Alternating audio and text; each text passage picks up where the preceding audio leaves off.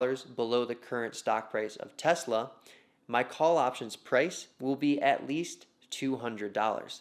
And that's just the price. So if we multiply by the contract multiplier of 100, we get an option value of at least $20,000. Now, it's a law that an option has to be worth at least the benefit that it can provide the owner. And by benefit, I mean if I exercise the option to buy 100 shares of stock at 800 and the stock price is currently at 1,000, the benefit or the profit that I could make by doing so is $200 per share. And that means that the call option's price must be worth $200 or more. So in this Tesla example, I mentioned that I could buy the call option, the stock price increases, that I could exercise the call option. But in reality, you would not exercise the call option. You would simply sell the call option at the higher price, and you would make the difference between your purchase price and your sale price. So it's just like buying shares of stock. When you buy shares of stock, your goal is to see the shares increase in value, and then you can sell the shares at the higher price and secure your profit. With options, it's the exact same thing. 99% of the time, when you are trading options, you will be trying to trade options with the goal of profiting from the price changes of the options.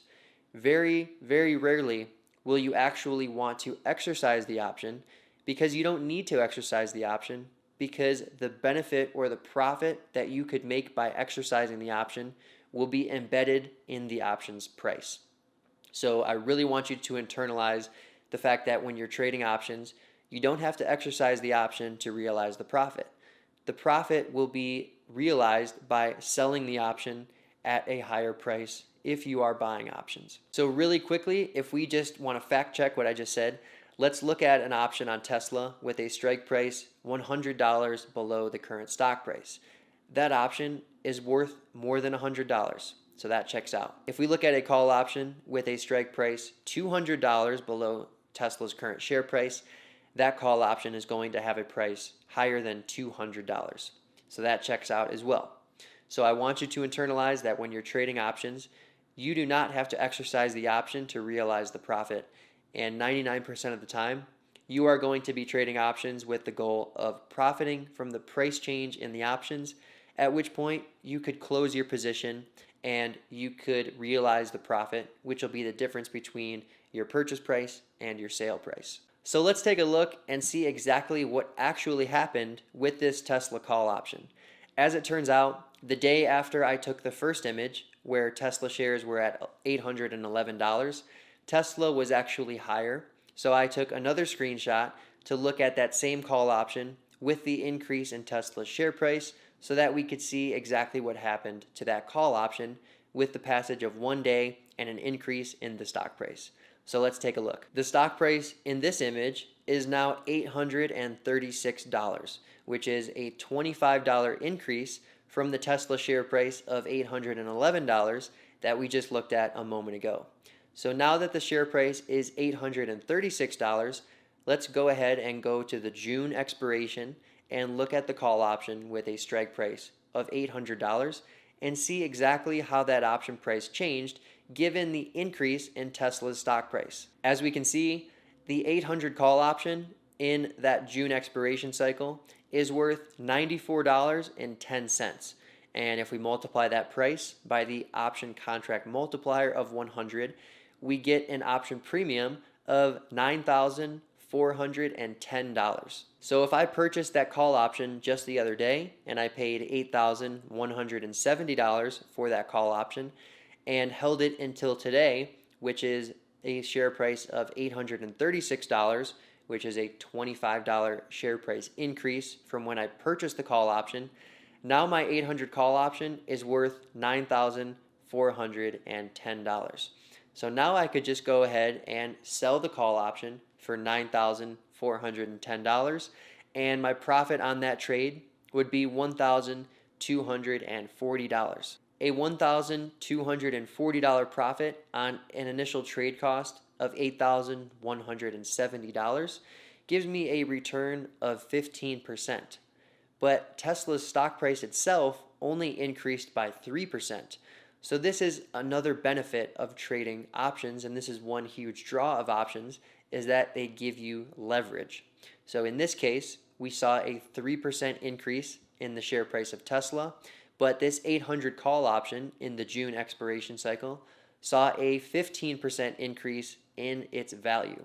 So the stock price went up 3%, but the call option went up 15%, which means comparing the two returns, the return in the call option was 5 times more than the actual return in the shares themselves. This is exactly how options traders make money.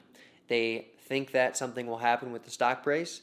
They put on their position. If that happens, their position benefits by seeing an increase in its value, and then they can go ahead and sell their position at the higher price, and their profit is the difference between the two prices.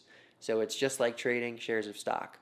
If you buy a share of stock for $100 per share and it goes up to $125 per share, you can sell your shares for $125 a share, and your profit is the difference, which is $25 per share, or 25%. So it's the same idea with options trading, except with options trading, you have a more narrow time frame because, as I mentioned earlier, with shares of stock, you have no time limit.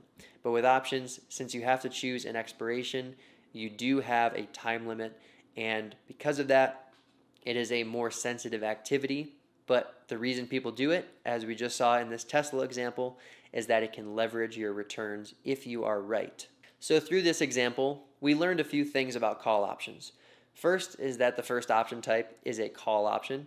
The second is that the call option has a strike price, and that means that the call option can buy shares of stock at the call option strike price between now and expiration. So that is what a call option does. And because the call option can purchase 100 shares of stock at the call option strike price, if the share price increases immensely, that ability or value is going to be immensely valuable, because if the share price ends up being $200 above that strike price, then you have a financial contract that allows you to buy 100 shares of stock, $200 below the current stock price. And obviously, that's a pretty sweet deal. But also, what we learned was that you do not have to exercise the option to realize your profit, because one of the laws in options trading is that an option must be worth the benefit or the profit that it provides the buyer should they decide to exercise it. So what I mean by that, once more, is that if I buy a call option on Tesla with a strike price of $800 and the stock price increases to $1,000, if I decide to exercise my call option, I will buy 100 shares of stock, $200 below the current stock price. And because that will give me a profit of $200 per share, that call option must be worth $200 or more, meaning that the premium has to be $20,000 or more. And if you look at any call option and you look at the difference between the stock price and the strike price, the option will be trading for at least that amount, because it is a law in options trading that all option prices must include the benefit that they can provide the owner at that moment. And the last thing that we learned about call options is that they provide leveraged returns. So in this Tesla example, the share price increased by 3%, but the call option that we were looking at actually increased by 15%, which means the return in the call option was 5 times higher than the return in the shares themselves. So everything seems great and all, but I know you're wondering, what's the catch? And there is a catch. The catch when buying call options is that you have to be right about the stock price increasing, otherwise you will lose money on that trade. So in the house example, remember that I bought a call option with a strike price of $200,000, and I paid $10,000 in premium for that call option. And remember, in my second scenario, I said that the house price goes to $150,000. But I have a financial contract called a call option that allows me to buy that house for $200,000. But since the current valuation of that house is $150,000, there's no benefit of having my call option, because my call option gives me the right to buy the house $50,000 higher than the current market price of the house. And obviously, I don't even need the option to do that. If I want to buy the house, I can just buy it for the lower price of $150,000, which is the current market price. And in that example, I said that my option would be worthless, and because of that, I lost the entire $10,000 premium for buying that call option on that house when the house price did decrease. So there is a catch when buying call options, and that is that you need the stock price to increase. Otherwise, you will lose money on that transaction. And we'll talk very in detail later about why buying call options or buying options in general will lose money if the stock price does not change. But for now, I want to focus on teaching you the basic option trades and how the two option types move with the stock price and how traders actually make money when trading options. I need some water. I just talked a lot. All right, let's keep going. So let's go ahead and really quickly look at an example where a call option trade does not make money because the stock price falls. And we'll see exactly what happens to the call options price as that is happening. In this image, we are looking at the shares of Adobe, which has the ticker symbol ADBE, and we are looking at the shares on May 6th.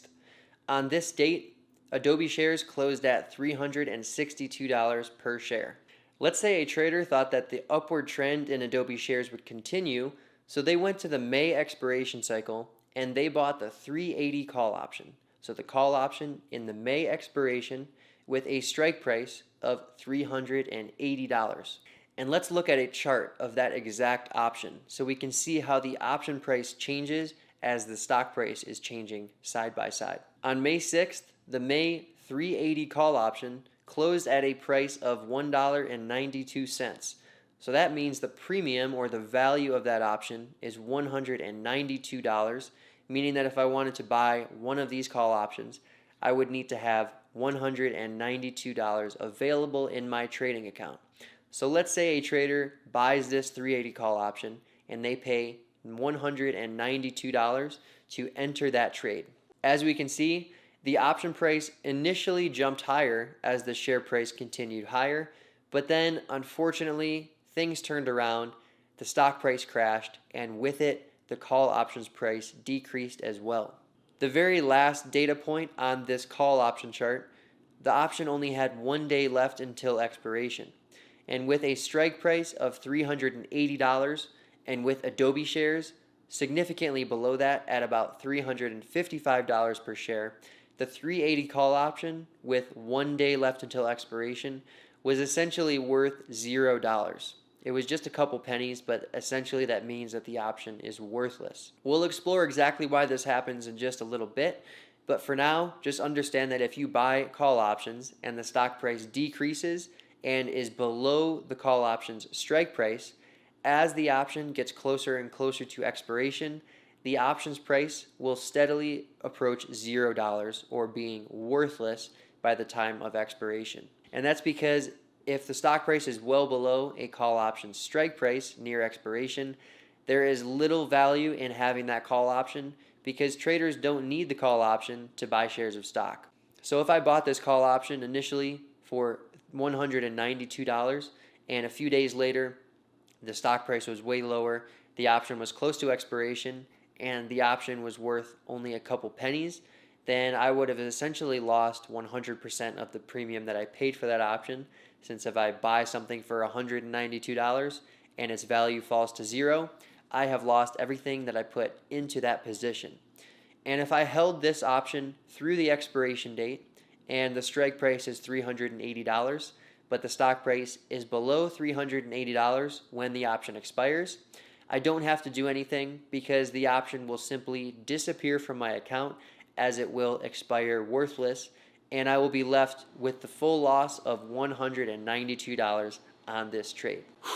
All right, let's take a quick breather because I know we just went through a lot of information in a very short period of time, and I want these videos to be information dense, but unfortunately for our brains, that means that we are going to get some headaches.